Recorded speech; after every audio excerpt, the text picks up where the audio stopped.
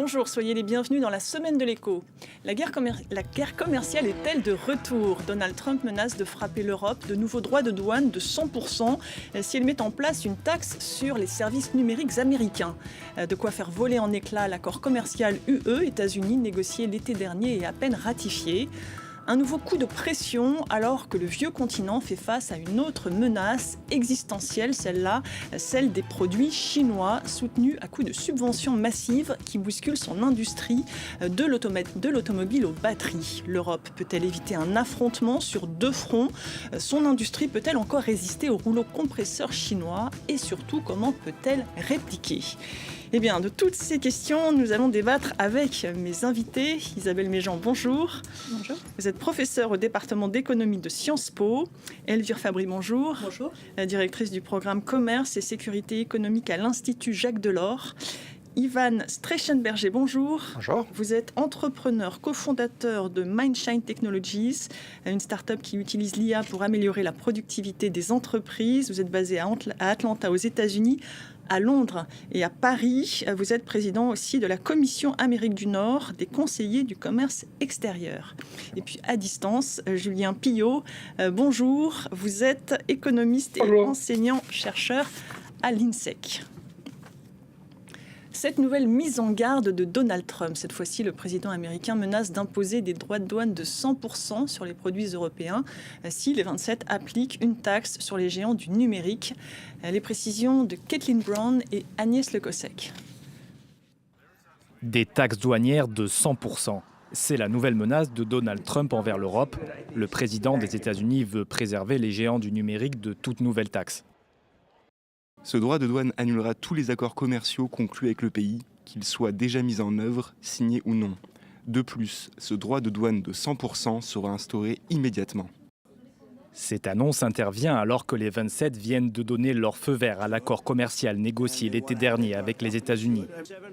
Cet accord prévoit un plafonnement à 15% des taxes prélevées sur les importations européennes. Les services numériques ne sont pas inclus dans le texte. Il reste un point de friction avec Washington. Depuis son arrivée à la Maison-Blanche, les droits de douane sont devenus l'arme favorite de Donald Trump pour faire pression sur ses partenaires commerciaux. Le président américain pourra-t-il mettre ces menaces à exécution? En février dernier, la Cour suprême des États-Unis a annulé les surtaxes appliquées aux importations.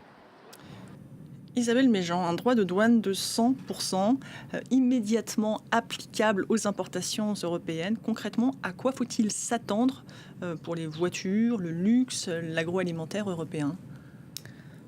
Ça correspond à peu près à ce qui s'est passé l'été dernier dans la bataille avec la Chine. Donc effectivement, ça veut dire... si c'est appliqué, un effet important sur le prix des produits français aux États-Unis, qui va probablement donner lieu à pas mal de conséquences sur les volumes à attendre. Mais ce qu'on apprend aussi de Donald Trump, c'est que finalement, très souvent, les annonces sont suivies d'exemptions un peu plus au cas par cas. Donc je pense que ce que vont suivre pas mal les entreprises, les entrepreneurs, c'est vraiment...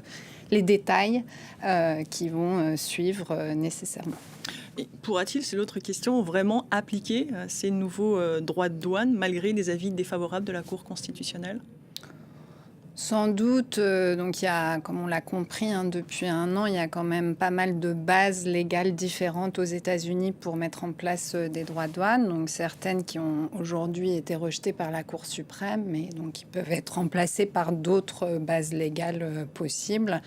Et puis, encore une fois, dans toutes ces discussions autour de la politique commerciale, ce qu'on voit bien, c'est que les annonces et les menaces ont finalement autant de valeur que les revenus tarifaires qui sont ou pas finalement prélevés. C'est vraiment une politique de l'annonce et de la confrontation frontale entre le président des États-Unis et ses partenaires commerciaux, y compris ses partenaires commerciaux amis, disons, comme ça a été historiquement le cas de l'Europe. Voire peut-être aussi une posture politique pour parler à son électorat.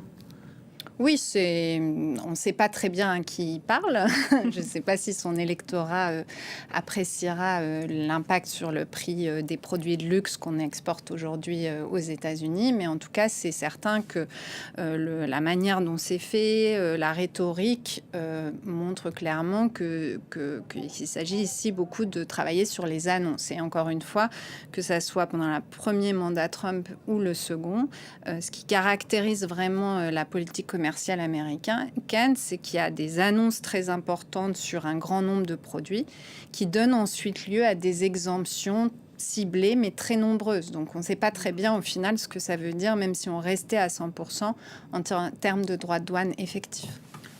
Elvire Fabry, on avait l'impression que la tension entre Bruxelles et Washington retombait depuis l'accord signé l'été dernier. L'accalmie finalement a été de courte durée.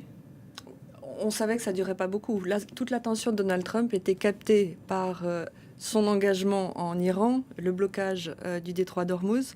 Mais on sait très bien, depuis déjà la campagne électorale de Donald Trump, qu'il a une fixation qui est claire sur la mise en œuvre des nouvelles réglementations européennes dans le secteur du numérique. Et le fait que déjà un certain nombre d'États membres aient appliqué une taxe sur le numérique, se soit attaqué déjà à cet accès quand même, ce monopole en fait qu'ont les grands géants du numérique, les 10 grandes entreprises américaines qui peuvent brasser toutes les données européennes et qui va leur donner encore une marge d'accélération plus rapide dans la course à l'utilisation de l'intelligence artificielle, des supercalculateurs et autres. Là, avec l'annonce déjà de la Cour européenne de justice, de l'application de l'amende qui est infligée à Google, qui datait de 2018, mais là, ça y est, on parle de 4 milliards d'euros, ça commence à devenir significatif. Il y a d'autres dossiers qui menacent Google. Le numérique est vraiment maintenant au cœur des préoccupations des Européens. Et Donald Trump, on savait qu'il allait revenir à la charge de manière très offensive. Donc il est en effet dans une stratégie d'intimidation, comme il l'a fait avec la Chine, étant prêt à monter à 145%. Et quand on parle de 100% de droits de douane, on ferme le marché, en fait. Donc c'est vraiment une stratégie d'intimidation, d'offensive très forte vis-à-vis des Européens pour les diviser. C'est toujours la même stratégie. Ivan Strangenberger, avant peut-être de parler du numérique, qu'est-ce que ça veut dire très concrètement pour les entreprises européennes qui exportent vers les États-Unis? C'est 100%, même si on n'y est pas encore, évidemment. Mais... D'abord, les entreprises européennes, il y a celles qui exportent et celles qui sont implantées aux États-Unis. C'est très différent. Je crois qu'il y a 780 000 emplois aux États-Unis qui sont le fait d'entreprises françaises. Donc c'est absolument énorme. Et ces entreprises françaises, pour certaines, sont capables de réorganiser leur chaîne de valeur relativement rapidement. Celles qui souffrent, c'est celles qui ne peuvent pas réorganiser leur chaîne de valeur. Les entreprises qui importent des vins, des spiritueux, qui sont soumis aux AOC par exemple, qui elles ont du mal. Donc de manière générale, ce qu'on voit en fait, c'est beaucoup de résilience et beaucoup de prudence. Donc, ça fait quand même un certain nombre d'annonces qu'on a eues. Comme disait Isabelle il y a quelques minutes, les annonces se succèdent et la mise en place est quand même délicate. Le vrai problème, c'est la complexité en fait de ces importations aux États-Unis. C'est-à-dire que quand on parle d'entreprises françaises ou européennes, elles vous disent que les déclarations de douane deviennent extrêmement compliquées. Il faut faire l'inventaire de chacun des composants des produits. Et ça crée énormément de complexité. Donc il y a effectivement les tarifs eux-mêmes, enfin les taxes, mais également l'élément de complexité dans les démarches administratives, ce qui fait que les sociétés, pour certaines, avaient anticipé la dernière fois. Là, ils ne pourront pas le faire. Très honnêtement, 100% d'augmentation des droits de douane à 3 ou 4 mois des midterms américains, on va voir. C'est compliqué quand on a une économie américaine qui annonce, je crois, 4,2% d'inflation le mois dernier. Et je crois hors énergie 2,9, donc c'est encore très important. Pour autant, pour l'instant, on n'a pas l'impression que l'inflation infléchisse les décisions de Donald Trump. Non, mais on sait quand même que Biden, enfin les experts disent que Biden a perdu l'élection, Kamala Harris a perdu l'élection, la dernière élection pour des raisons de pouvoir d'achat. Les Américains, en fait, aux États-Unis, on a une économie en cas aujourd'hui. On a des gens qui consomment énormément, qui sont les gens qui sont investis grâce au marché financier. et une grosse partie de la population qui a du mal. Et là, ces gens-là vont commencer, à mesure qu'on se rapproche de l'élection, à taper un peu du pied et à se plaindre. Alors, ce n'est pas forcément eux qui consomment le plus de cognac et de vin français, mais l'inflation va se propager un peu partout et ça crée un vrai problème. Et quand vous parliez de prudence de la part des entreprises, est-ce que vous voyez des entreprises françaises ou européennes revoir leur stratégie d'investissement, par exemple aux États-Unis ? Alors, pour l'instant, pas tant que ça, puisqu'en fait, quand on regarde les dernières annonces, c'est plutôt des annonces dans l'autre sens. C'est des entreprises européennes qui sont venues s'installer ou qui ont augmenté leur présence. Peut-être pour éviter les droits de douane ? Alors oui, dans ce sens-là, oui. Donc en fait, on ne voit pas d'entreprises qui quittent le marché américain, au contraire. Par contre, on voit des entreprises qui s'implantent ou qui augmentent leur présence sur le marché américain pour avoir un meilleur contrôle.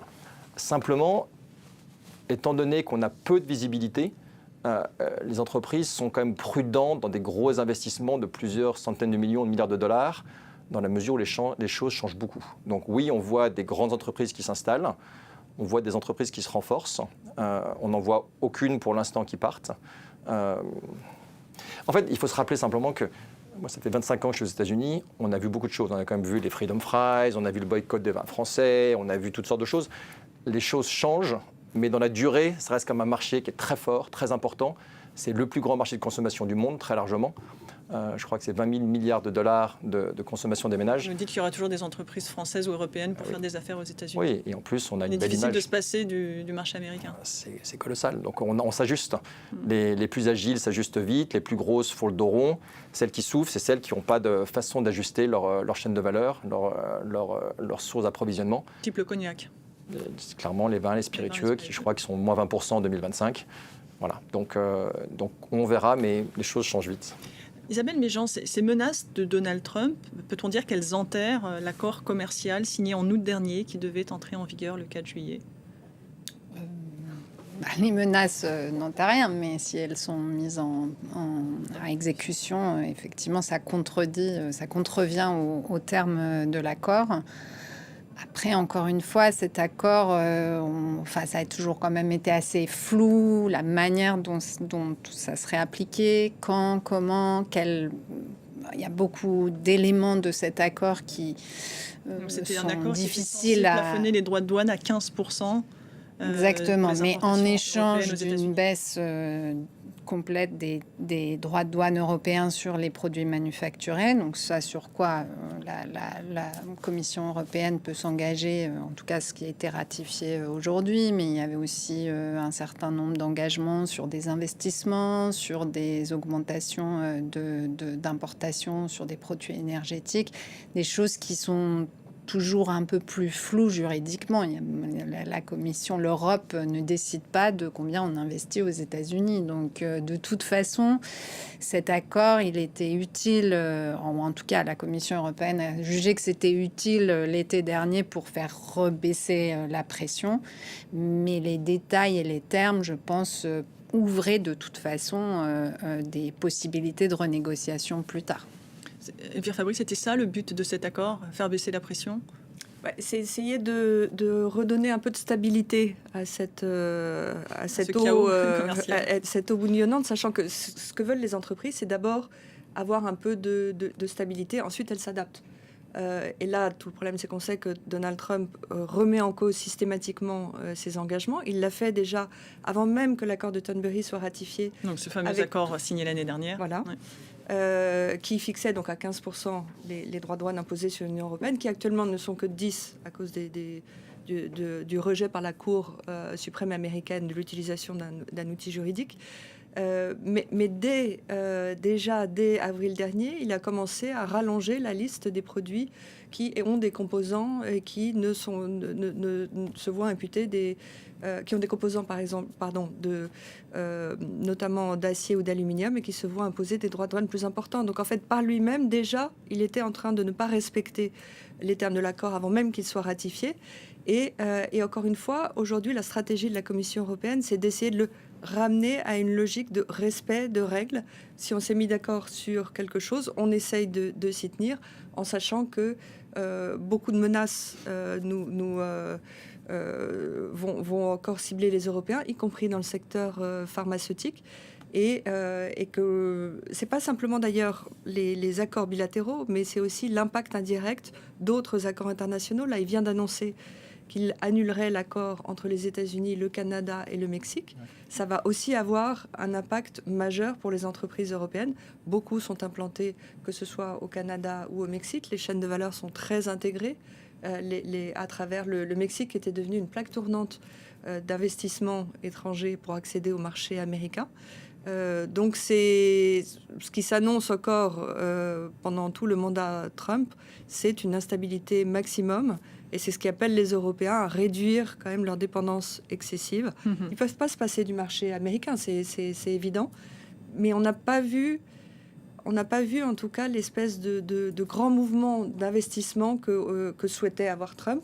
Il y a des grandes entreprises qui investissent pour sécuriser l'accès au marché américain, y compris notamment dans le secteur pharmaceutique, mais ce n'est pas non plus une grande autoroute d'investissement qui se dirige vers les États-Unis, à cause de cette instabilité notamment.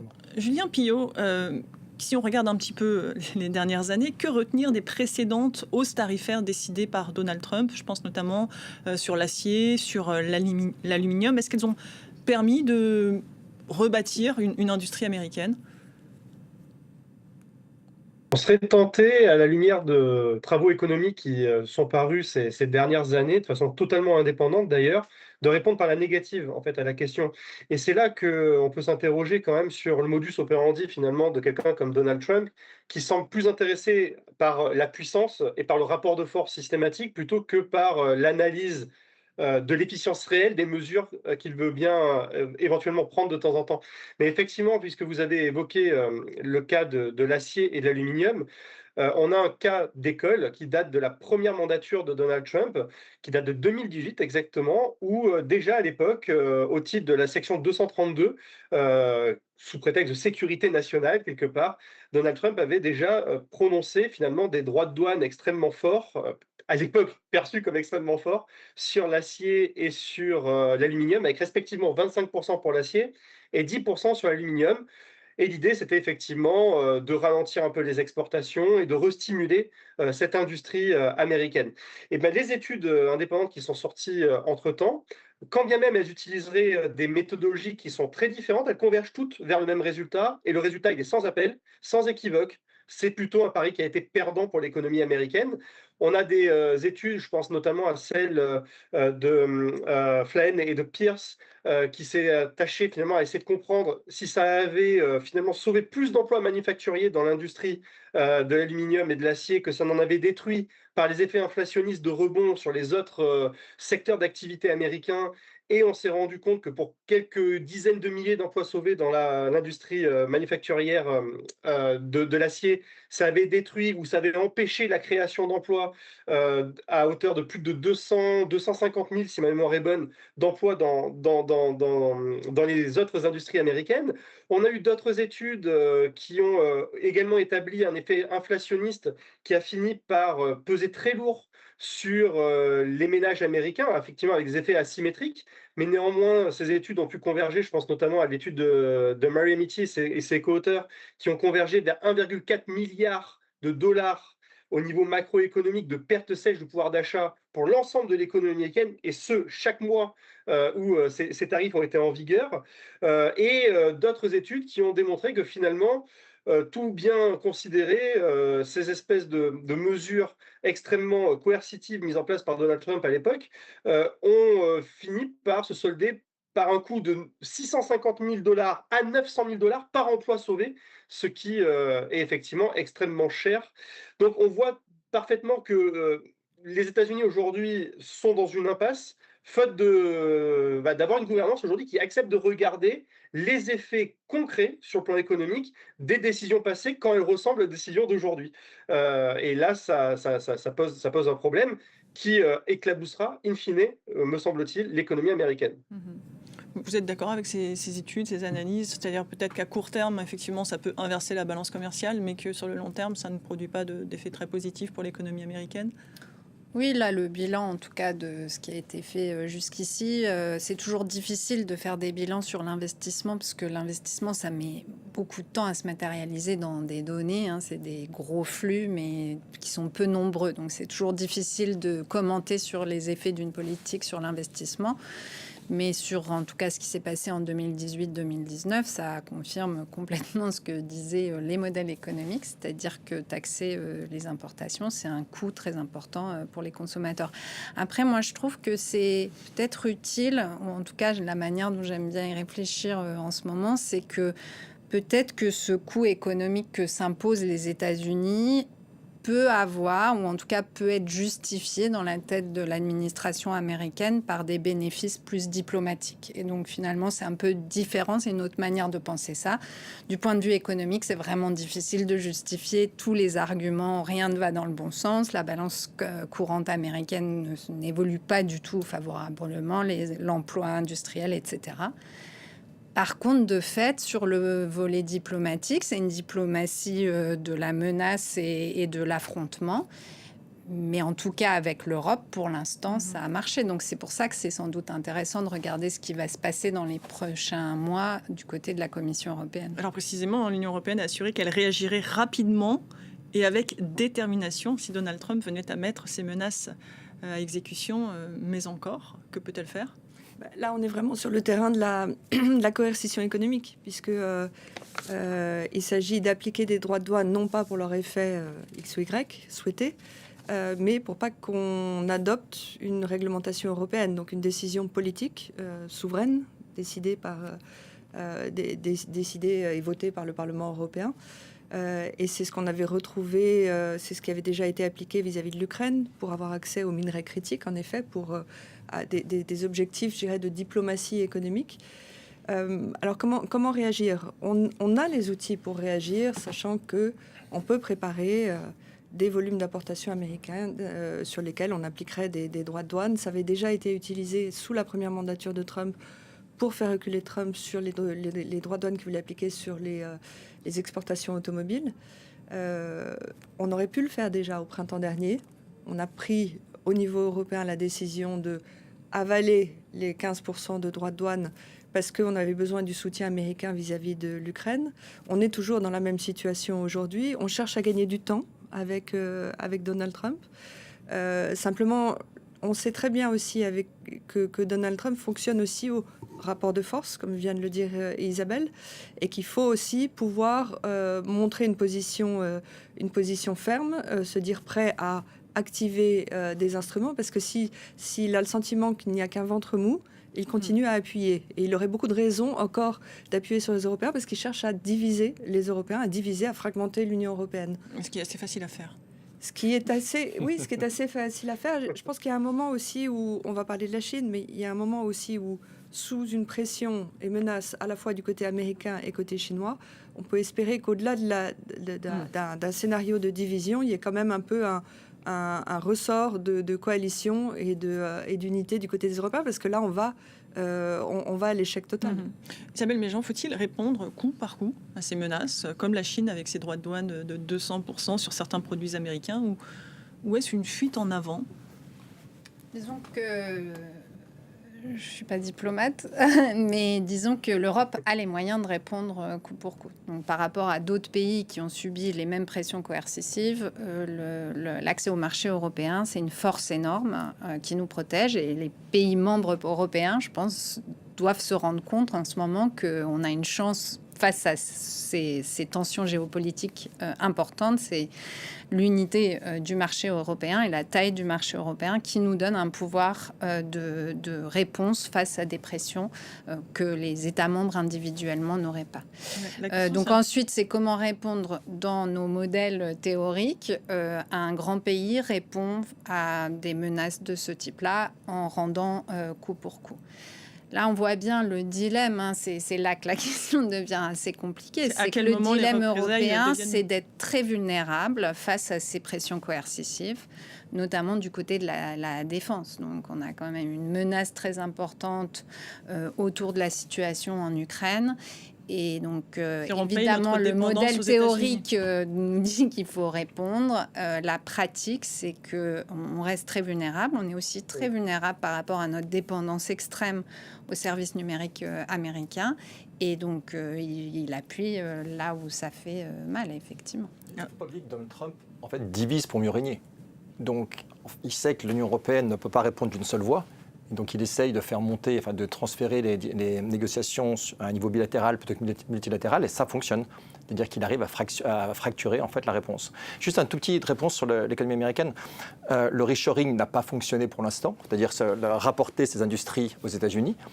Mais d'abord, c'est trop tôt. Et deuxièmement, c'est principalement un problème de lisibilité. C'est-à-dire que les entreprises américaines ou européennes hésitent à investir des milliards sans savoir ce qui va se passer. Et deuxièmement, je crois que Julien a utilisé le terme d'impasse. Bon, l'économie américaine va plutôt bien. On a 4% de taux de chômage, une croissance qui fait plutôt envie vu d'Europe, même aux Chinois d'ailleurs. Donc ça va plutôt bien. Et voilà, donc bon. Justement, on l'a dit que cette résurgence, on va dire, de tension avec Donald Trump vient de ce projet de taxation des services numériques, qui est clairement un point de friction entre les États-Unis et l'Europe. Qu'est-ce qui est vraiment en jeu dans ce bras de fer? C'est quoi? C'est des taxes, simplement des taxes, ou plutôt une capacité de l'Europe à se devenir souveraine en matière numérique, à moins dépendre des géants américains? Je pense que ce qui est derrière ça, c'est ce sujet de la souveraineté. On voit avec les grands LLM, avec les grands acteurs de l'intelligence artificielle, la captation de valeur aujourd'hui et dans le futur va se faire par ces grands acteurs américains et potentiellement chinois. On a un problème aujourd'hui de taille critique. On a un acteur, Mistral, qui est un très bel acteur, mais qui est petit par rapport à ces grands acteurs. Et si on ne commence pas à montrer nos muscles aujourd'hui, ce sera compliqué. Donc en fait, c'est pas la taxe elle-même. La taxe, je crois que c'est 750, 800, 900 millions d'euros. C'est un montant qui est relativement faible à l'échelle d'un pays ou même même pour la France. C'est vraiment effectivement d'envoyer des signaux forts à l'Amérique à Donald Trump et à ses collaborateurs en disant, à un moment, on ne peut pas céder. Voilà. Et ça, c'est compliqué. Julien Pillot, sur cette question précisément du numérique, en quoi la réplique américaine est dangereuse selon vous? Est-ce qu'il y a un risque de fragmentation d'Internet, de retrait d'investissement? Comment vous analysez cette situation? Alors c'est exactement ça. Le risque principal, c'est un risque de fragmentation. C'est un risque de fragmentation que, en jargon des spécialistes du secteur, on appelle le splinternet. L'idée, c'est quoi? C'est de dire que jusqu'à présent, tout ce qui relevait de l'informatique, de l'internet, du numérique était plutôt un espèce de tout unifié sur des standards plutôt interopérables au niveau international, ce qui permettait plusieurs choses, qui permettait en fait d'avoir une visibilité accrue en matière de rentabilité éventuelle des investissements, ce qui permettait derrière de pouvoir inciter en fait davantage les investissements et derrière créer des innovations en bout de chaîne. Euh, il y avait aussi cette idée selon laquelle, peu importe l'endroit où tu te situes sur la planète, tu as accès à des services qui ne sont pas dégradés, des services de productivité, mais également des services d'usage au quotidien. Et tout ça a été permis par le fait qu'il y avait des architectures en fait, informatiques et logicielles, donc à la fois de l'infrastructure et du logiciel, qui dialoguent plutôt bien ensemble parce qu'ils partagent un certain nombre de standards. Si on suit la logique telle qu'elle est lancée depuis quelques années en matière de tendance, et notamment impulsée par les États-Unis d'Amérique, et là, pour le coup, c'est une tendance qui précède même le deuxième mandat de Donald Trump, parce que on pourrait remonter au mandat précédent de Joe Biden avec des restrictions assez fortes à l'exportation de certains composants numériques, et notamment les GPU NVIDIA à destination du marché chinois, ce qui les a amenés à s'adapter et à trouver des voies de contournement finalement, mais également des alternatives technologiques.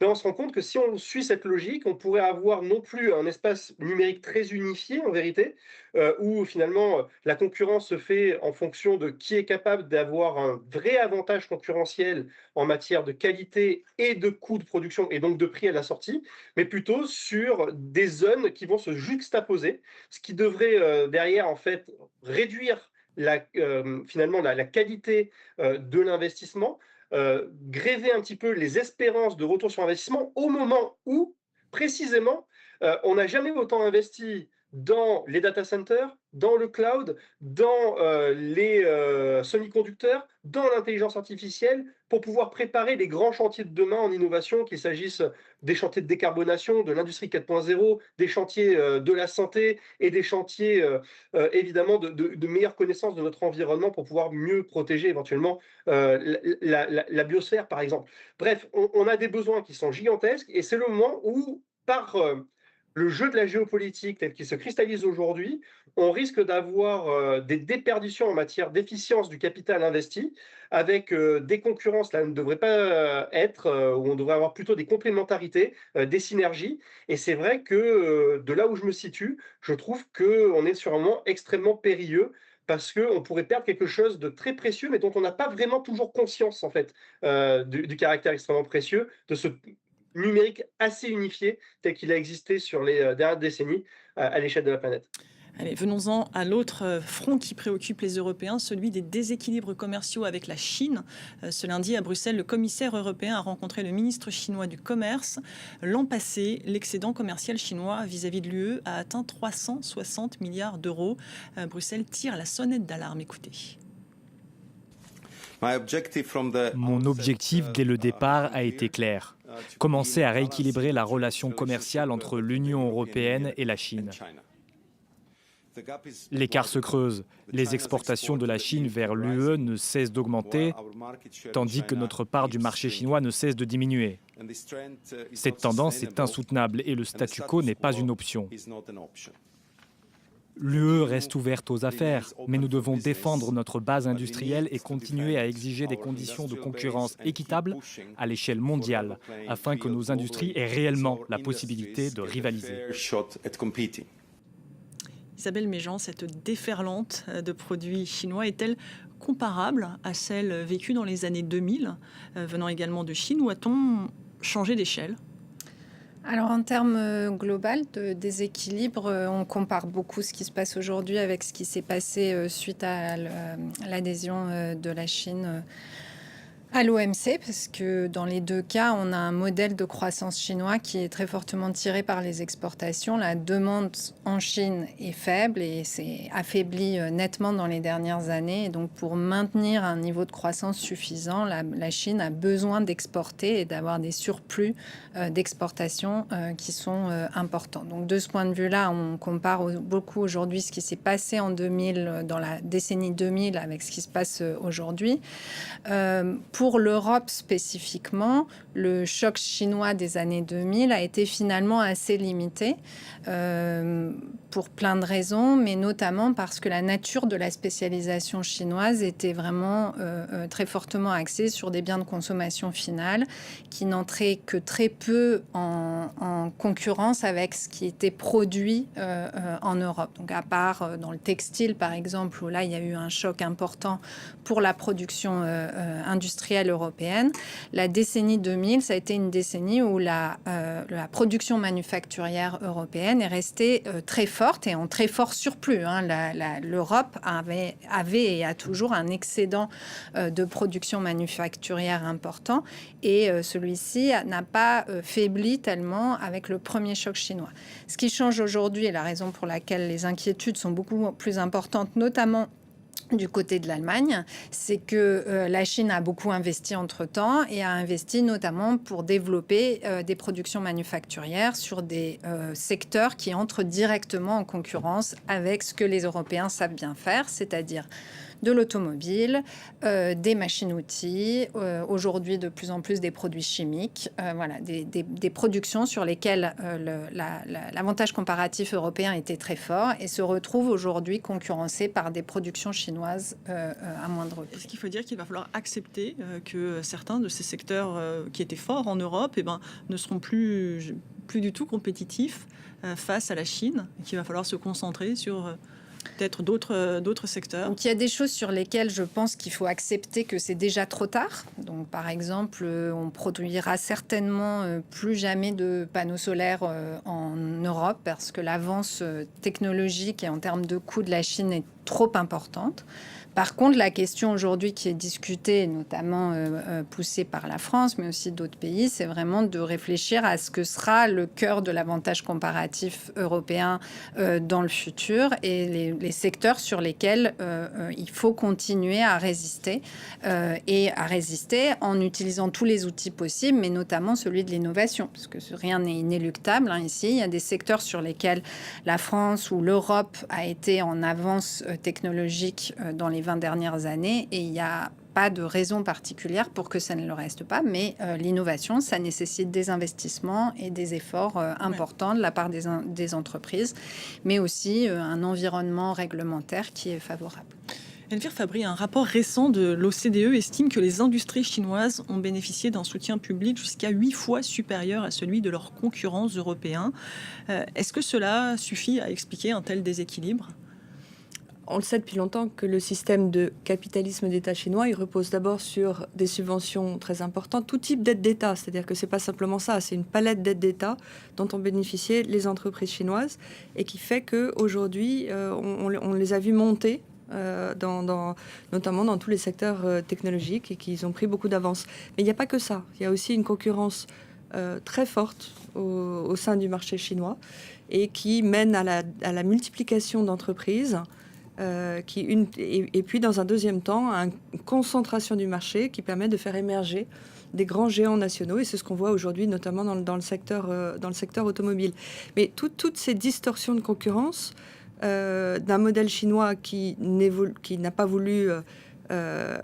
qui reste axé sur son propre modèle et qui n'a pas voulu converger davantage vers l'économie de marché développée par ailleurs dans le monde. On le connaît depuis longtemps et c'est bien pour ça que l'Europe s'est dotée de nouveaux instruments pour avoir plus de réciprocité sur les marchés publics, pour surveiller l'importance des subventions dans des rachats d'entreprises, des candidatures. Et aujourd'hui, on est déjà très mobilisé sur ce front. Maintenant, ce dont il est question aujourd'hui, c'est de défendre l'industrie européenne à un moment où cette pression des importations chinoises est beaucoup plus importante. L'existence même de cette industrie est mise en cause. Oui, et déjà, ne serait-ce que dans le secteur de la chimie, ça fait déjà 2 ans que l'industrie chimique européenne crie aux abois. Aujourd'hui, c'est une question de survie et ça touche un nombre de secteurs. Et vous diriez justement que toutes ces mesures qui ont déjà été utilisées au niveau européen, est-ce qu'elles n'arrivent pas un peu trop tard ? Est-ce qu'elles ne sont pas trop molles ? Elles sont très efficaces, les mesures anti-dumping, anti-subvention, elles sont très efficaces. Ce qui se passe, c'est que maintenant, ce n'est pas 1 ou 2 produits que l'on peut cibler de manière précise, c'est que c'est une sorte de vague d'importation qui arrive avec des prix cassés et qui là touche de manière beaucoup plus horizontale l'industrie européenne et qu'il faut c'est qu'il faut d'autres instruments, d'autres politiques pour pouvoir réagir plus vite, peut-être de manière plus horizontale, pas les yeux fermés, parce qu'il faut avoir une approche stratégique. Il ne s'agit pas d'appliquer des droits de douane à la Trump pour ensuite devoir multiplier les exemptions. Mais là, la Commission européenne étudie actuellement l'utilisation de clauses de sauvegarde qui, en fait, seraient calibrées de telle façon pour que ça freine l'arrivée des importations chinoises, où ça les arrête au-dessus d'un certain seuil, sans cibler non plus nos partenaires commerciaux avec lesquels on veut continuer à travailler et au contraire avec lesquels on veut favoriser plus d'intégration économique pour diversifier nos approvisionnements vis-à-vis de la Chine. Encore faut-il que l'Europe soit unie. Sur ce genre de mesures, je dirais que c'est une question de calibrage. Comme on disait, l'Allemagne qui est très industrialisée et qui veut encore exporter vers la Chine freine des cas de fer. Alors l'Allemagne reste beaucoup plus divisée sur la Chine et on le sent même au sein de la coalition allemande. C'est d'ailleurs un des problèmes. On avait jusqu'à maintenant le sentiment que la coalition allemande était une force pour faire avancer des réformes et était finalement un modèle qu'on pouvait envier. Aujourd'hui, au sein de la coalition, on a des positions différentes vis-à-vis de la Chine. On a vu la ministre de l'économie organiser une réunion avec le ministre chinois juste avant la rencontre avec le commissaire au commerce et à la sécurité économique européen. Ça n'est pas un bon signal qui est envoyé. Elle voulait envoyer un message plutôt de coopération, de conciliation, alors que Bruxelles durcit le ton et qu'on est rentré dans un rapport de force beaucoup plus dur entre Bruxelles et Pékin. Oui, c'est un petit peu une cacophonie. Il nous reste 1 minute. Je pense que c'est important d'avoir ces mesures en place, mais on a quand même un gros déficit d'investissement. Il faut faire émerger... C'était la question que je voulais vous poser. Voilà, Comment être plus compétitif ? Je pense que ce qu'Isabelle a dit, c'est qu'il faut qu'on fasse émerger, qu'on décide sur quoi on veut se focaliser et qu'on fasse émerger des champions de ces secteurs. L'intelligence artificielle, le numérique, c'est clé aujourd'hui. On fait des gorges chaudes d'entreprises industrielles qui partent. C'est des cycles économiques. Il faut se concentrer sur quelques secteurs. C'est le plan 2030 du président Macron. C'est important de faire ça, de mettre des vrais investissements publics et privés. Et aujourd'hui, l'investissement, il est déficient publiquement, mais surtout de manière privée. Quand on regarde les fonds de VC investis... Capital risque, pardon. Je suis désolé. Ouais, capital risque, pardon. Il y a un énorme déficit. Je crois que le ratio est de 1 à 20, je crois. Et on voit Mistral, la dernière levée de fonds de Mistral sont des fonds américains. Eh bien, ce sera le mot de la fin, plus d'investissement. En tout cas, merci beaucoup à tous les 4. Isabelle Méjean, professeure au département d'économie de Sciences Po.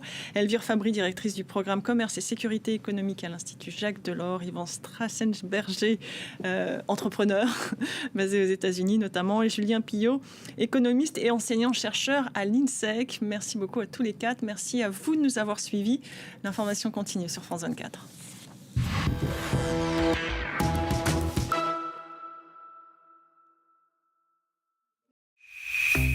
Pour être connecté à l'actu, rejoignez le WhatsApp de France 24. Pour tout voir, tout savoir, à tout moment. France 24 est le premier média francophone sur WhatsApp et compte plus de 5 millions d'abonnés. Aux 4 coins du monde, restez en contact avec l'actu grâce au WhatsApp de France 24.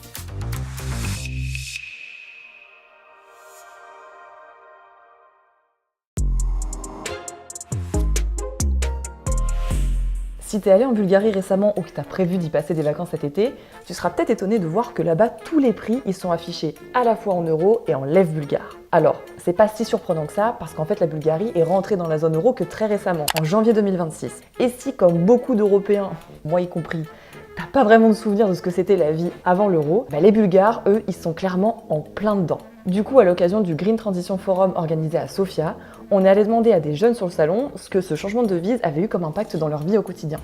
I'm happy to be part of the Eurozone. There's a lot of pluses about this, about our country, that we have this currency. It's better that we have currency that it's more commercially used in Europe, but I really liked the left because it was more nationalized and it was recognized by Bulgaria. Yeah, I think it's a necessary step in evolution for Bulgaria to join the Eurozone. I think it's beneficial for everybody to have one currency, and I do not really find significant problems with it. I mean, it is just another step in Bulgaria's political evolution, yeah. Et est-ce que tu as trouvé des points négatifs? I wouldn't say so, no. The prices in Bulgaria have been much higher the past few months, but I do not think that is caused by Bulgaria joining the Eurozone and adopting the euro. It's normal to see changes in prices, but I think that's expected with the state of the world and the economy we live in. Especially with conflicts right now. Prices went up, and that's something that is really noticeable, but not that big of a change. It wasn't a very big impact for people. Because of this, our prices with everything, first with the fuel and then in the shops, went up really fast. Selon la Banque Centrale Européenne, l'adhésion à la zone euro n'a jusqu'à présent eu qu'un impact limité sur les prix à la consommation et sur la perception de l'inflation en Bulgarie. Alors certes, le pays a connu des taux d'inflation élevés, comme la plupart des pays européens, mais qui ne semblent pas résulter du passage à l'euro. So the problem is that right now we need to do something about this, otherwise the people they become poorer and poorer with the time. So if something doesn't change, we're going to have really big problems in the country.